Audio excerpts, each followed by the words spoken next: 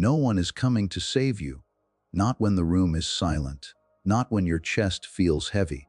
Not when you stare at the ceiling at 3 a.m. wondering who you are without the mask. The dark night is not a punishment. It is an initiation.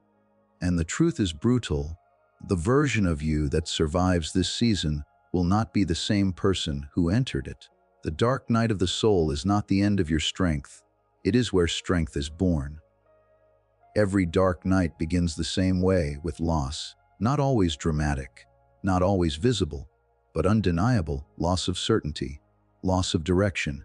Sometimes the loss of a relationship that once defined you. Sometimes the loss of status, money, reputation, or a dream you built your entire identity around.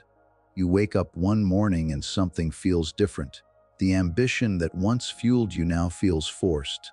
The career that once made you proud feels strangely hollow.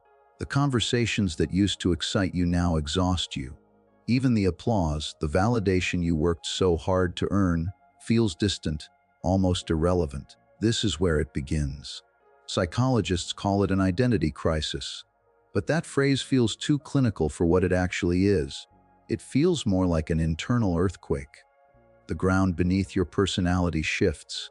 The version of you that once felt solid begins to crack. Developmental research shows that the most significant growth phases often follow destabilizing life events: divorce, job loss, illness, relocation, betrayal. Studies on post-traumatic growth consistently reveal something surprising. After intense psychological struggle, many individuals report deeper meaning, stronger personal values, and greater inner strength than before the crisis. Why? Because the identity that collapses during the dark night was never your final form. It was built on survival. From childhood, you learned who you needed to be accepted. Maybe you became the achiever because praise made you feel safe. Maybe you became the caretaker because being needed guaranteed love. Maybe you became the strong one because vulnerability once led to rejection. That identity worked. It protected you. It helped you navigate the world, but it was built around external confirmation. The dark night strips that away. It quietly asks the questions you've avoided for years. Who are you without the validation? Who are you without the role you play for others? Who are you when nothing outside confirms your worth?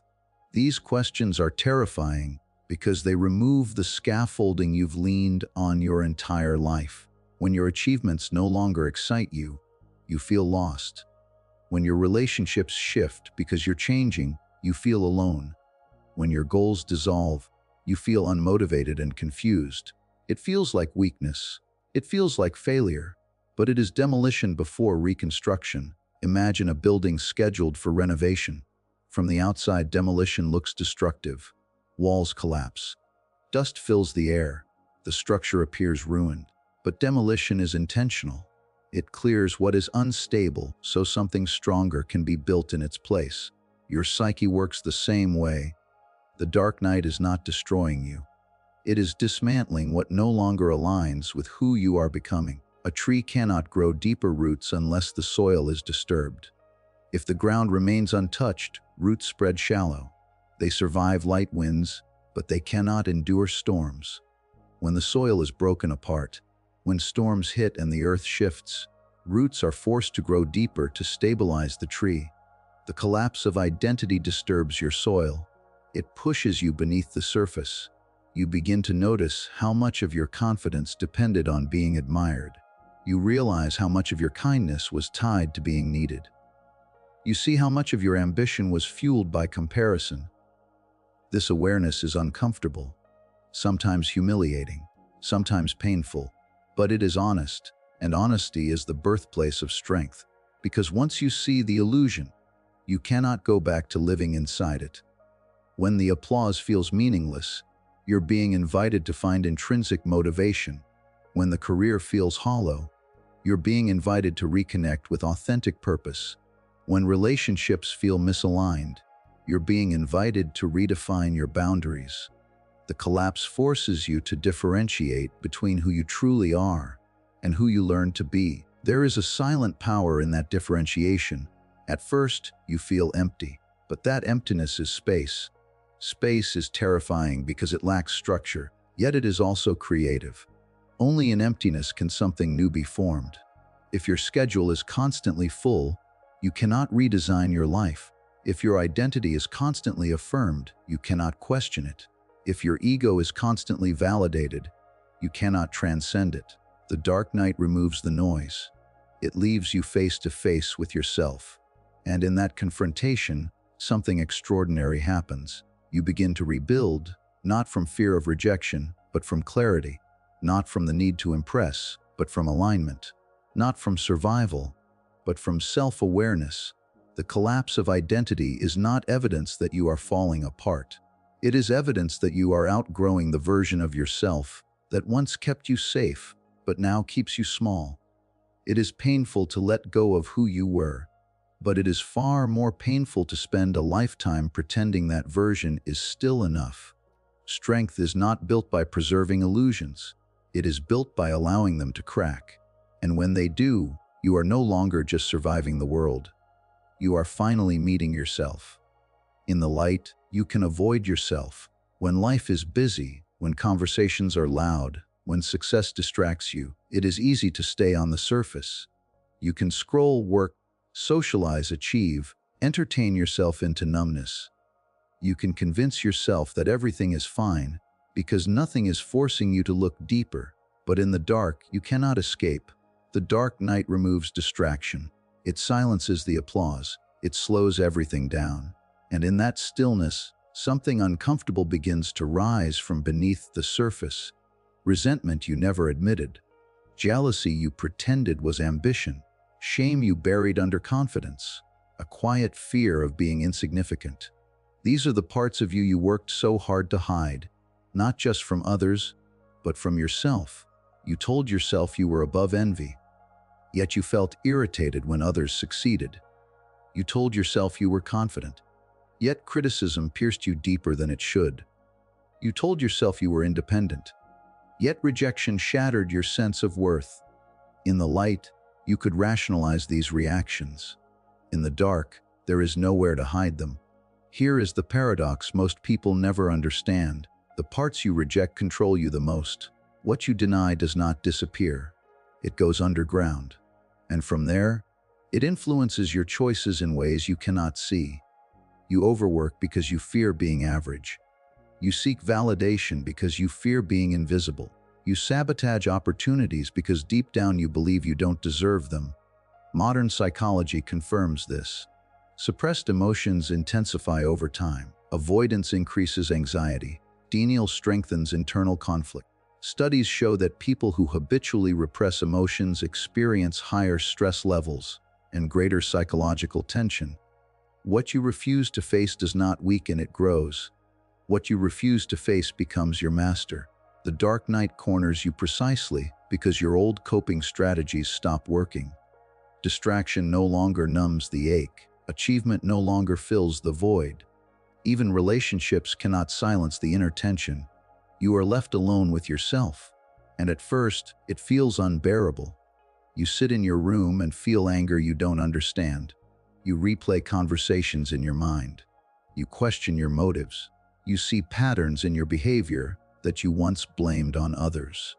You realize that some of your kindness was rooted in the need to be liked.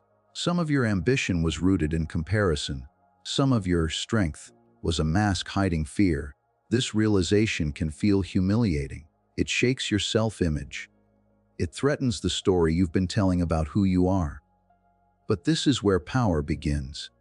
Because the moment you can say, "Yes, I feel envy," without collapsing into shame, you take back control. The moment you admit, "I crave approval," without condemning yourself, you begin to understand your behavior. The moment you confront your fear of being ordinary, you stop unconsciously running from it. Strength is not built by pretending to be fearless. It is built by looking directly at what terrifies you and not running. Think about it. A person who claims to have no insecurities is fragile. One criticism can shatter them because their identity depends on maintaining the illusion of perfection. But a person who knows their insecurities, who has sat with them, examined them, and accepted them, becomes grounded. They are no longer fighting themselves. When you meet your shadow, the hidden, rejected parts of you, something unexpected happens. You begin to integrate what you once feared. Your anger becomes clarity about your boundaries. Your jealousy becomes information about what you truly desire. Your shame becomes humility and compassion for others. The dark night is not trying to destroy you. It is trying to make you whole. Wholeness does not mean perfection. It means integration. It means you no longer split yourself into good and bad, acceptable and unacceptable. You recognize that you are capable of petness and generosity, insecurity and courage, fear and strength. And instead of being shocked by this complexity, you accept it. This acceptance changes everything. When you stop rejecting your shadow, it stops controlling you from behind the scenes. You no longer need to project your flaws onto others. You no longer react impulsively to protect your ego. You respond with awareness instead of defensiveness. That is real power. It is quiet. It is steady. It does not need to prove itself. The dark night forces this confrontation because without it, you would remain divided within yourself. You would continue chasing an idealized image while secretly being driven by hidden fears. But once you have faced the darkest parts of your psyche and realize they did not destroy you, fear begins to lose its grip. You discover that you can survive uncomfortable truths. You can survive self-honesty. You can survive seeing your own imperfections. And once you survive that, the world becomes less threatening. Because the greatest threat was never outside of you. It was the parts of you you were too afraid to see. When you finally turn toward them instead of away, the dark stops being your enemy. It becomes your teacher. One of the hardest parts of the dark night is loneliness. Not the kind of loneliness that comes from being physically alone, but the kind that settles into your chest even when you're surrounded by people. You begin to feel misunderstood. Conversations that once felt natural now feel distant. You try to explain what you're going through, but the words never quite capture it. Friends look at you the same way, but you know something inside you has shifted.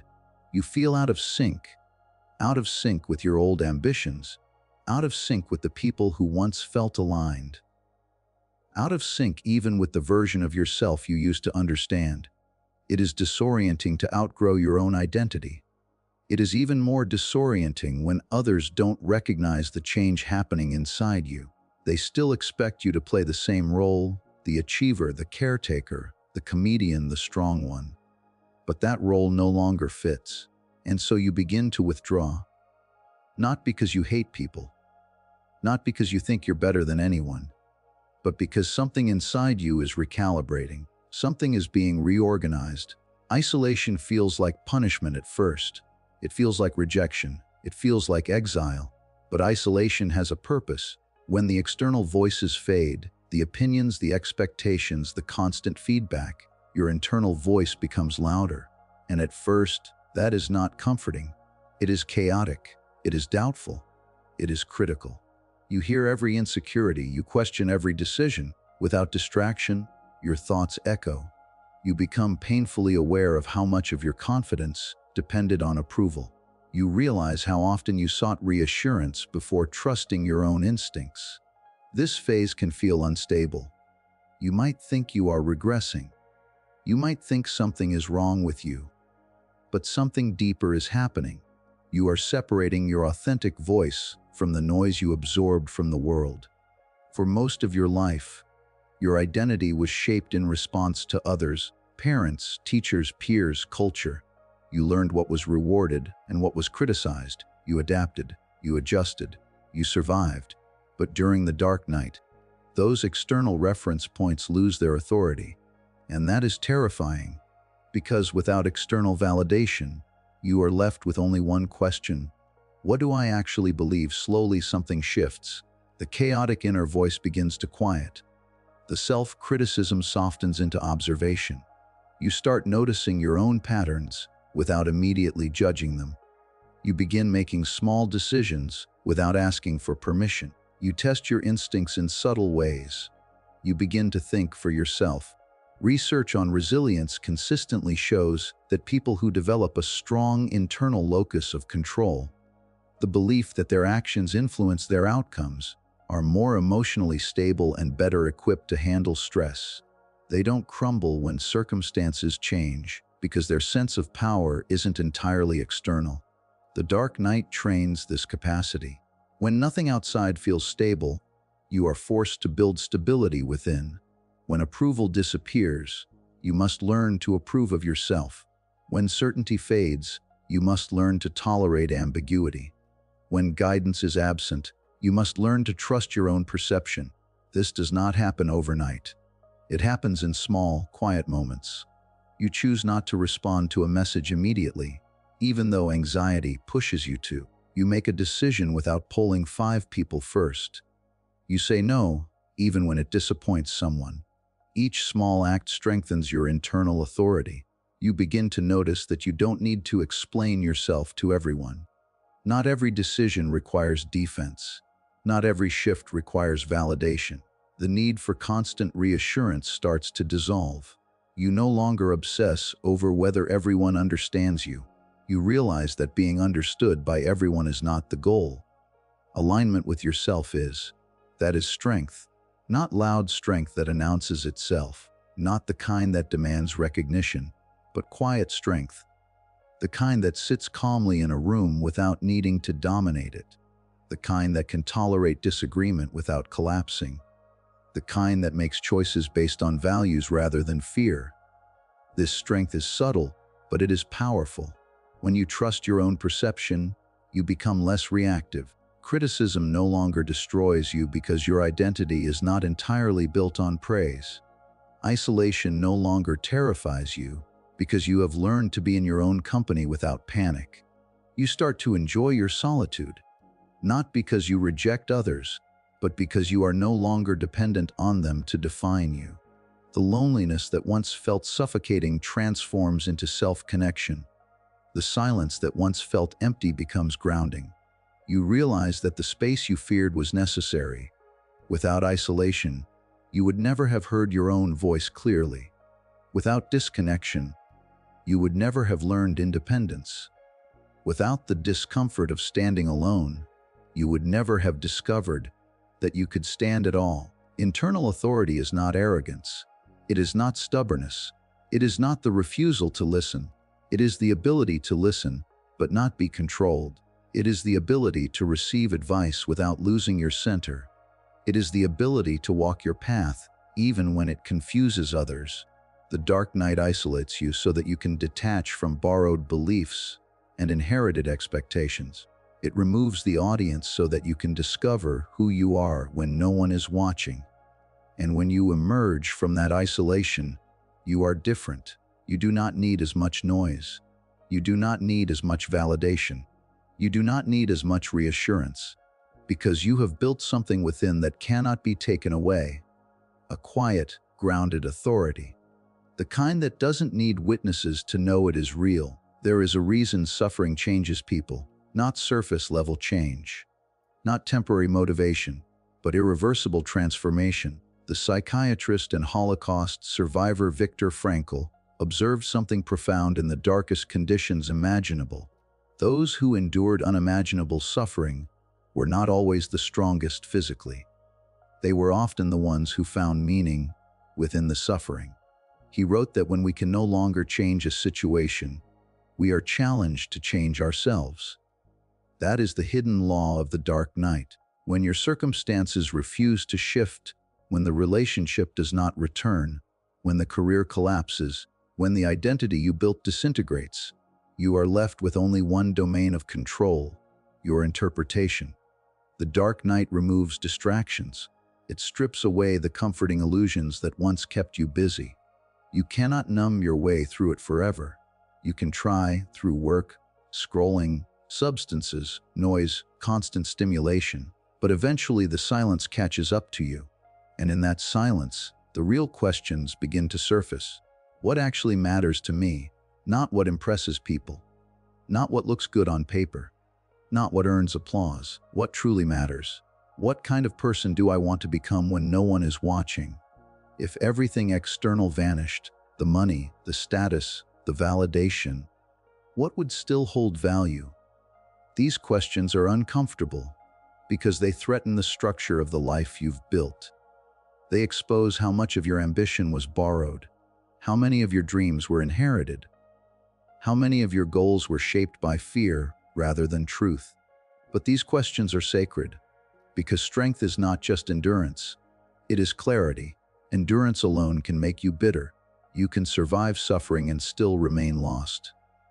You can push through pain and still carry confusion.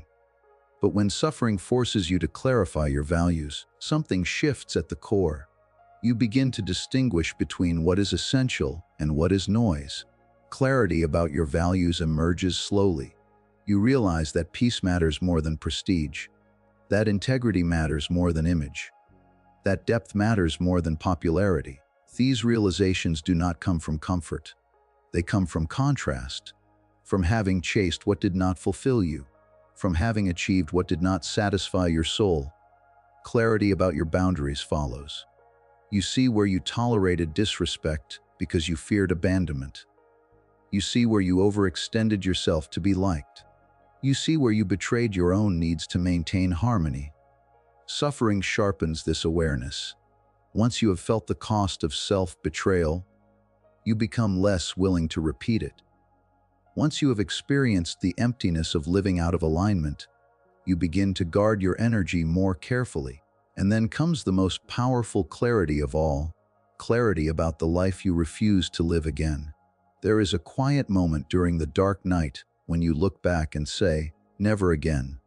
Never again will I chase validation at the expense of authenticity. Never again will I shrink myself to fit into spaces that do not honor me. Never again will I define my worth by external measures alone." This is not arrogance. It is awakening.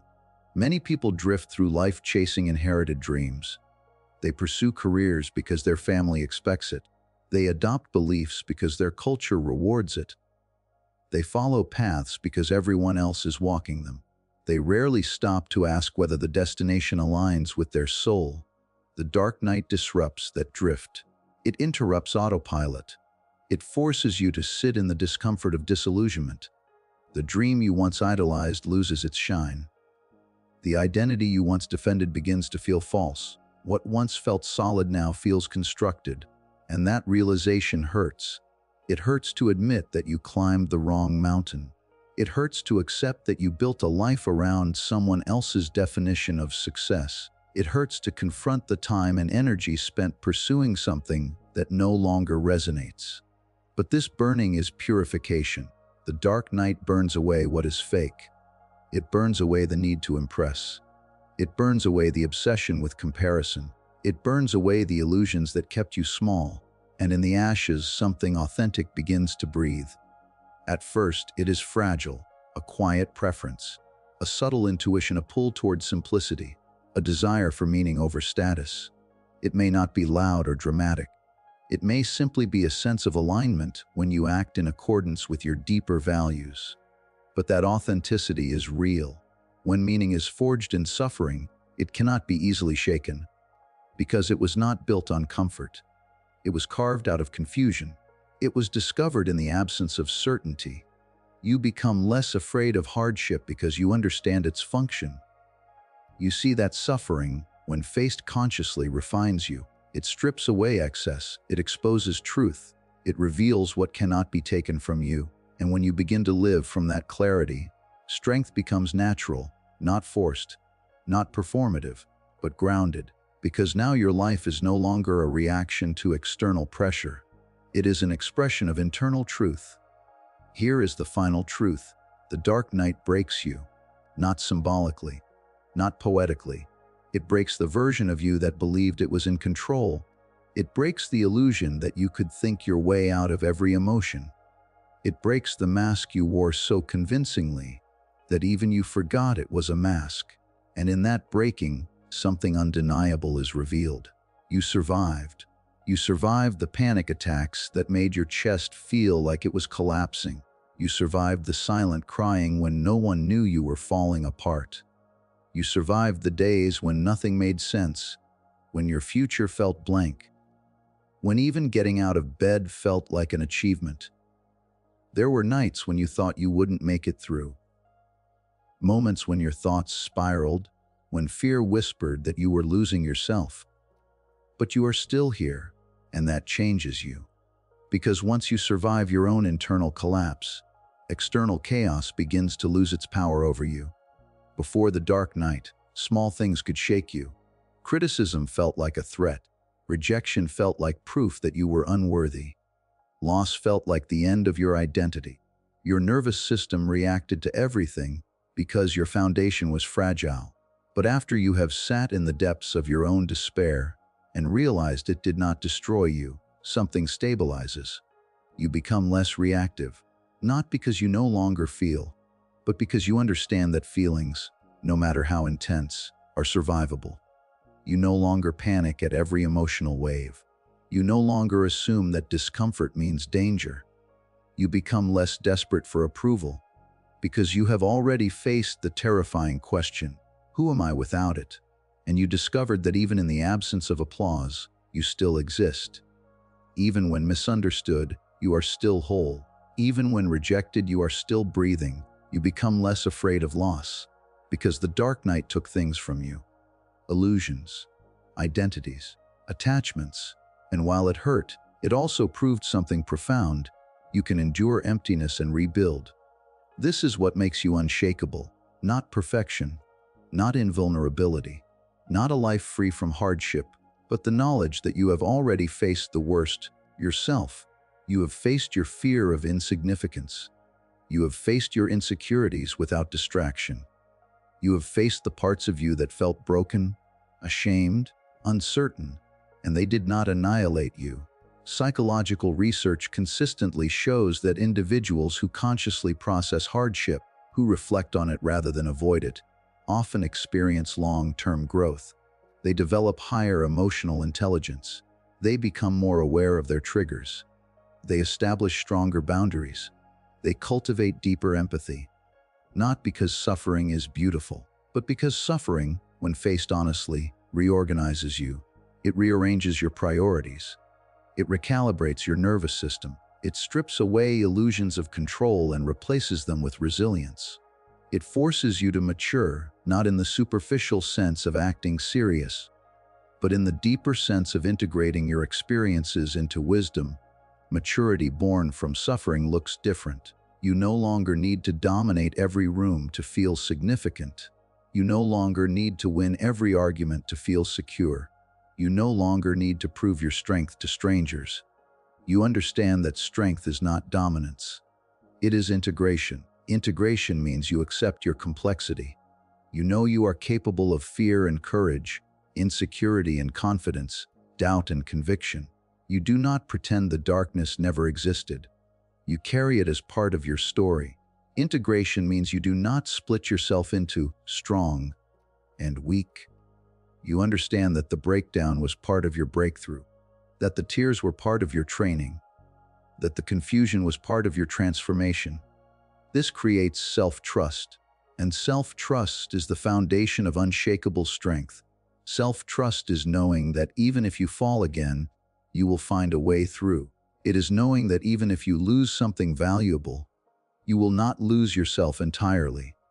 It is knowing that even when life becomes unpredictable, you have already navigated inner chaos before. There is a calm that comes from that realization. It is not loud. It does not seek attention. It does not need to announce its resilience. It is a quiet steadiness. When others panic, you breathe. When circumstances shift, you adapt. When fear arises, you acknowledge it without surrendering to it. Because you have already experienced the collapse of certainty. You have already lived through the version of you that thought it could not survive and discovered that it could. This is emotional depth. Depth means you feel intensely but respond thoughtfully. It means you can sit with another person's pain without trying to fix it immediately. It means you can hold space for discomfort without running from it. The dark night did not make you colder. It made you deeper. You understand suffering in others because you have walked through your own. You recognize fragility without judging it. You see strength in people who are still struggling because you know what that stage feels like. And perhaps most importantly, you no longer fear breaking because you know that breaking is not the end. It is reconfiguration. It is the dismantling of what cannot endure so that something stronger can emerge. The dark night broke you, but in doing so, it introduced you to a version of yourself that does not crumble at the first sign of chaos, a version that has faced emptiness and found presence, a version that has lost illusions and gained clarity. You are not unshakable because life became easy. You are unshakable because you learned that even when you fall apart, you remain. If you are in your dark night right now, understand this. This is not your destruction. It is your initiation. The confusion you feel is the shedding of an old skin. The loneliness you feel is the space needed for rebirth. The pain you feel is pressure shaping you into something stronger than comfort ever could. You are not weak because you are struggling. You are transforming. And one day, you will look back at this season, not with shame, but with quiet gratitude. Because this was the moment you stopped living on the surface. This was the moment you met yourself. And from that meeting, real strength was born.